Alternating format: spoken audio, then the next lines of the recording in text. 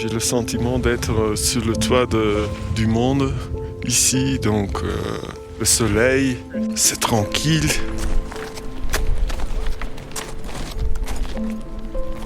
L'alpinisme, une passion qui mélange esprit d'aventure, amour de la nature et dépassement de soi. Certains en font leur métier et choisissent de devenir guides pour permettre aux voyageurs de découvrir la montagne telle qu'ils ne l'ont jamais vue. À quoi ressemble la vie de ces guides et accompagnateurs de montagne ? Comment en fait-on son métier ? Je suis Lola Fourmi et je vous embarque dans les coulisses de la plus ancienne compagnie des guides de France. Bienvenue dans Suivez le guide, un podcast qui vous emmène au sommet avec la compagnie des guides de Chamonix.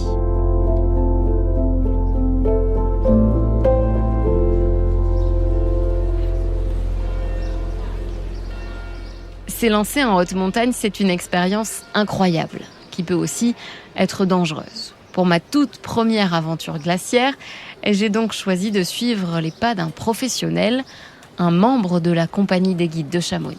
Le rendez-vous est donné au pied du téléphérique de l'Aiguille du Midi pour atteindre le sommet à 3842 mètres, sommet et point de départ de notre sortie, la traversée de la Vallée Blanche, une randonnée glaciaire au cœur du massif du Mont Blanc. C'est ma toute première, donc il y a un peu d'appréhension et beaucoup d'excitation. Dans le groupe mené par Loïc Thivierge, notre guide, il y a 4 Belges, Joris, Peter, Nigel et Jasper.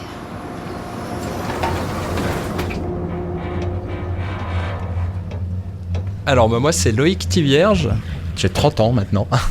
Je suis guide depuis 3 ans. J'ai commencé à travailler en 2019 en tant qu'aspirant guide. J'ai été diplômé guide en 2021 et j'ai rejoint la compagnie des guides dans la foulée.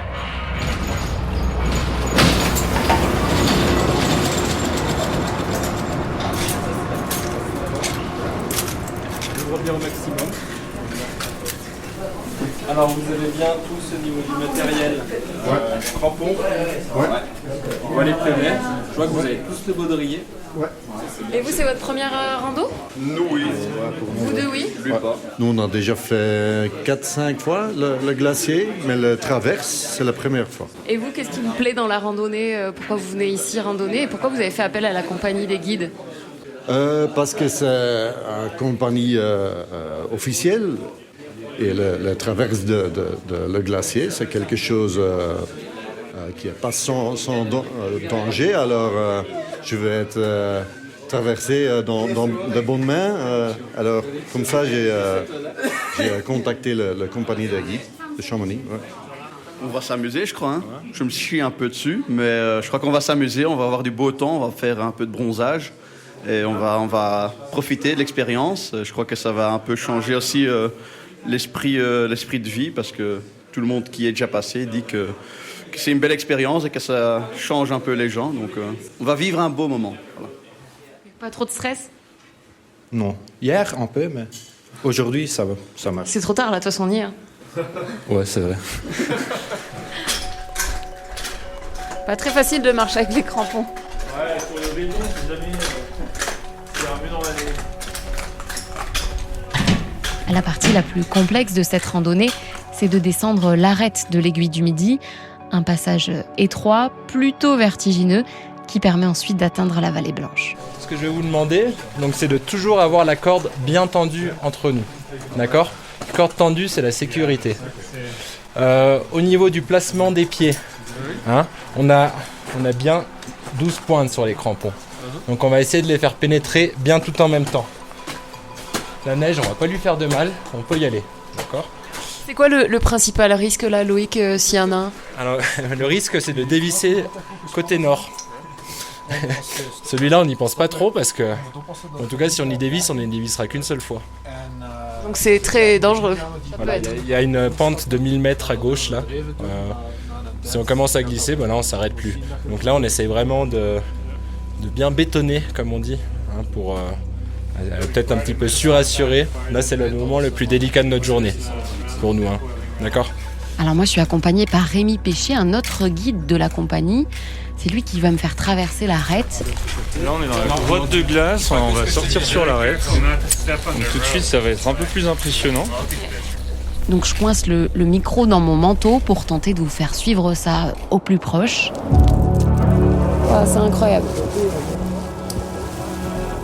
On en a pour combien de temps? Là, on en a pour un quart d'heure. Ok, un quart À d'heure. peine. On peut s'arrêter quand je veux? Ouais, je peux. Ok. Vas-y, je te ferai des photos, si tu veux. Ouais, oui, c'est plus pour si je panique. Vas-y, t'inquiète. Ok, donc Passe je me en lance. premier. C'est impressionnant. Hein. On se lance pas, Ok. on va marcher. Donc tu vas mettre ton pied les mains droites. Voilà. Vas-y, passe devant moi. Relève-toi quand même, voilà. Et là, tu vas marcher vraiment comme si tu étais sur un sentier, n'aie pas peur. Ok. Tu vas voir que les crampons, ils vont vachement agripper dans la neige. Ok. La vue ici semble infinie. Les sommets s'additionnent et s'entremêlent à l'horizon. Il y a beaucoup de neige pour un début d'été. Voilà. Tu peux prendre confiance. Il faut que... Voilà. On a comme l'impression de marcher sur le toit du monde. C'est une sensation assez particulière, à la manière d'un funambule. Vas-y, n'hésite pas, t'inquiète pas. Ah, j'ai peur. Vas-y, tranquille. J'arrive pas à me redresser en tout cas. Donc je suis un peu basse, mais... C'est pas mieux, hein. Arrête-toi 2 secondes.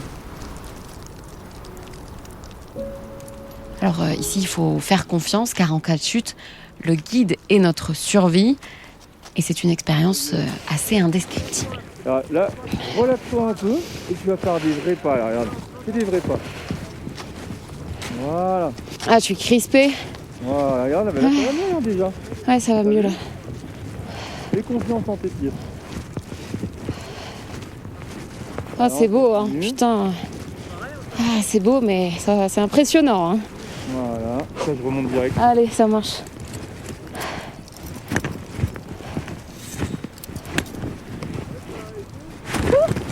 Oh, purée. Tomber à la fin, ça se fait pas. Pour celles et ceux qui connaissent cet endroit et la traversée de l'arête, il faut quand même préciser que nous sommes en été, donc elle n'est pas équipée. Ici, pas de corde, pas de piquet pour délimiter le passage, ce qui donne quand même un aspect vraiment vertigineux. En tout cas, perso, moi j'ai eu peur et visiblement, je ne suis pas la seule. Quand on commençait là c'était l'horreur. Oui, ça me fait du stress. Voilà, c'est plus que du stress, non? Est-ce qu'on n'a pas tous un peu paniqué, disons-le? Oui. Ouais, je suis content qu'on est ici maintenant. Quelle sensation vous fait venir et vous convainc de descendre ça? Ben, on voit des choses qu'on ne voit pas normalement. Et c'est jouer avec quelque chose qui est dangereux. Ouais, et ça donne d'adrénaline. Ouais. Qui c'est qui veut bien me décrire la vue? Ouais, c'est incroyable. C'est... Ouais, on dit, il n'y a pas de mots. Ouais. Ce qui est choquant aussi, c'est le silence. Oui, le silence. J'ai le sentiment d'être sur le toit du monde ici, donc oui, le soleil, c'est tranquille, c'est waouh, c'est fantastique. Puis la randonnée reprend. Il nous reste encore environ 5-6 km à descendre puis à remonter pour atteindre la pointe Elbronner, d'où on va reprendre le téléphérique panoramique du Mont Blanc. Et en montagne, une météo changeante, c'est toujours très risqué. Alors Loïc veut éviter qu'on se retrouve dans le brouillard. Ah, donc, si ça va trop vite, pas assez vite, il y aura de la distance entre nous. Il faudra m'en avertir. Si vous avez trop chaud, si vous mourrez de chaud, vous me le dites. D'accord ? Là, il y a beaucoup de monde qui est arrivé. On va se mettre en route. C'est parti.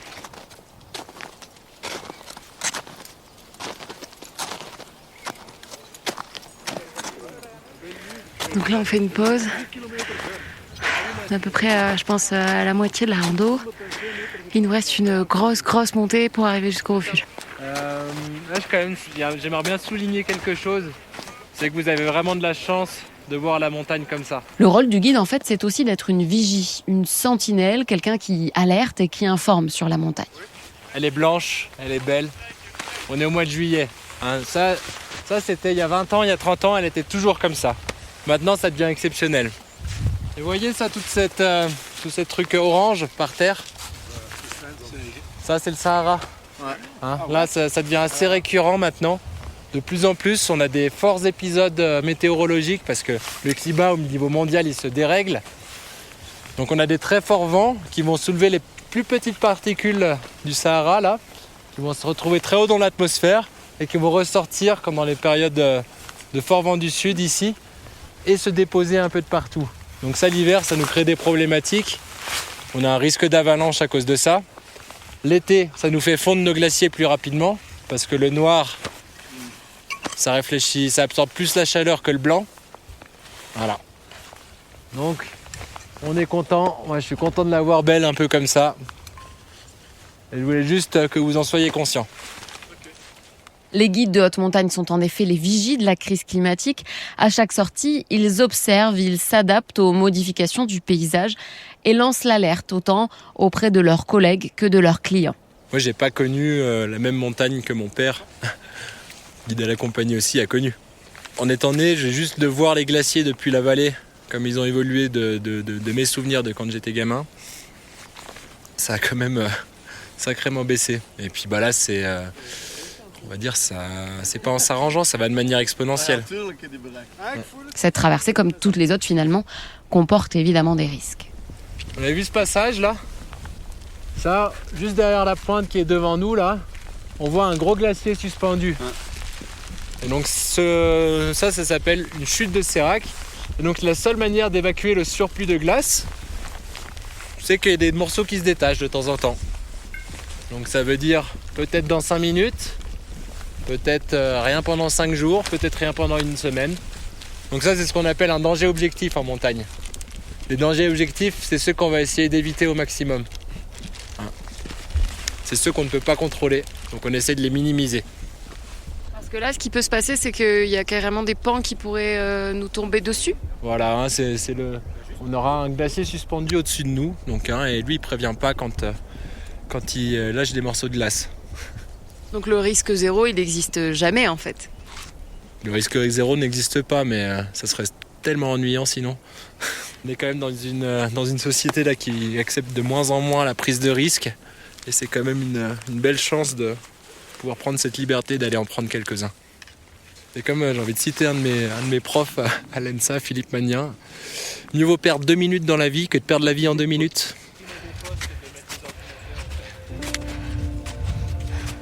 Salut là, Ça va? tout va bien? Ouais. C'est mieux que l'arrête? Mieux que l'arrête, ouais.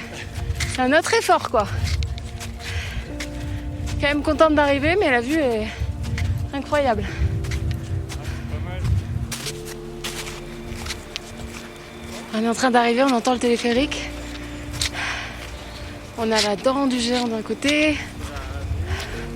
On voit encore le Mont Blanc de l'autre. On est arrivé avec la vue sur l'Italie. Donc ça, c'est le Mont Blanc. Hein. Ça, c'est le Mont Blanc. Alors, ça vous plaît la vue? Bah oui, hein. C'est une super vue, une belle récompense pour la route qu'on a fait. Donc ouais, maintenant on peut boire un petit verre.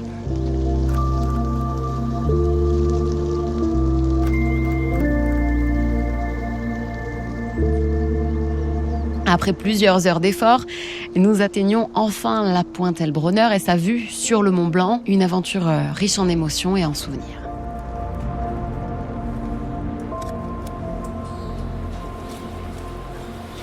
Je retrouve Loïc Tivierge dans le téléphérique, l'occasion de revenir sur son métier de guide à la compagnie de Chamonix. Donc là, Loïc, on est dans le téléphérique. Panoramique Mont Blanc, au-dessus de ce qu'on vient de parcourir.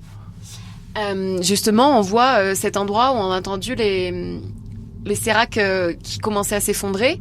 On a parlé du risque tout à l'heure. Comment on travaille, on vit avec ce risque-là qui est quand même permanent? Il faut l'accepter.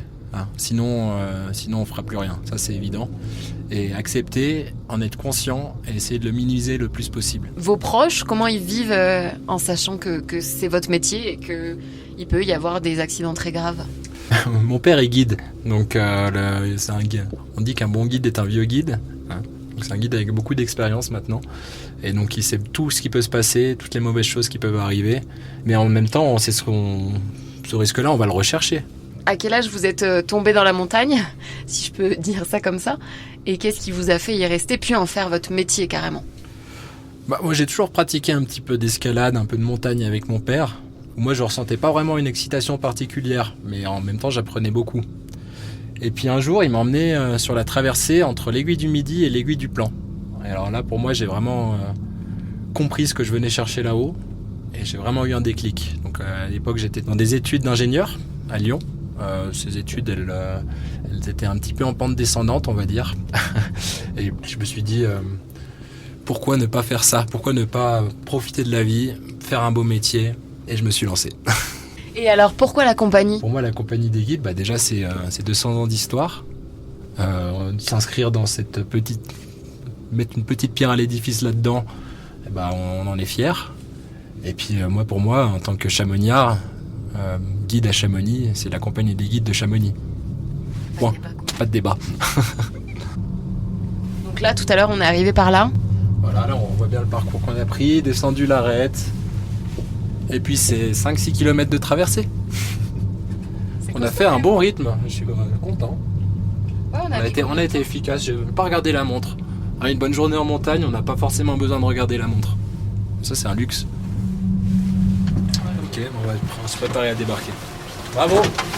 Merci. Ça n'était pas si mal.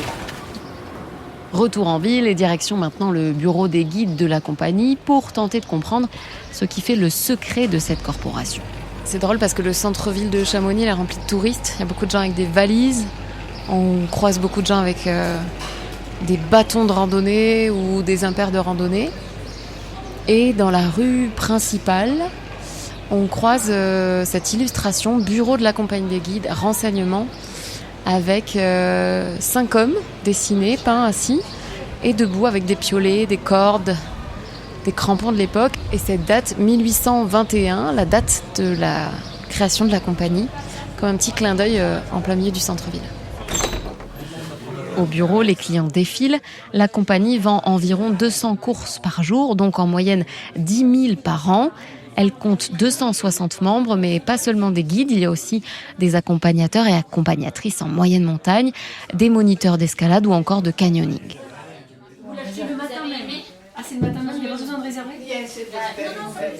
Mais la spécificité de la compagnie des guides de Chamonix, c'est bien sa manière de répartir le travail. Chaque soir se tient en effet le tour de rôle, une répartition à l'oral des différentes missions inscrites sur ce qu'on appelle des billettes. Un tour de rôle ancestral et confidentiel.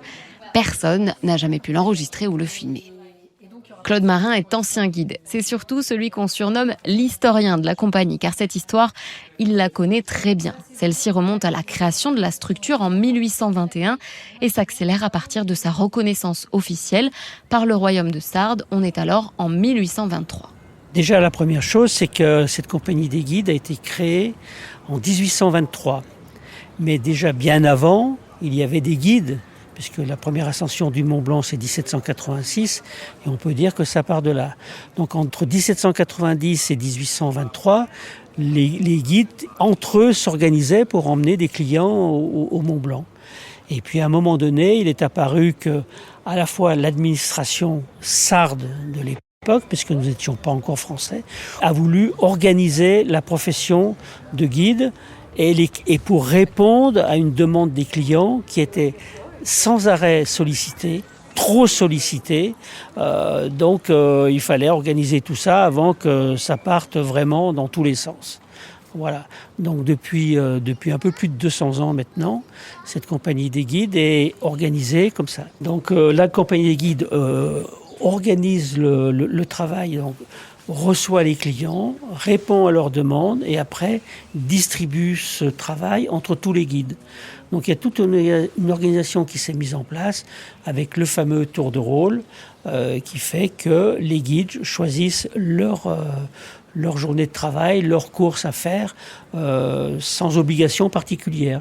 Il faut expliquer que ce tour de rôle, il est secret, en tout cas il est sanctifié. Il est sanctuarisé, le tour de rôle. Personne ne l'a jamais filmé, personne ne l'a suivi.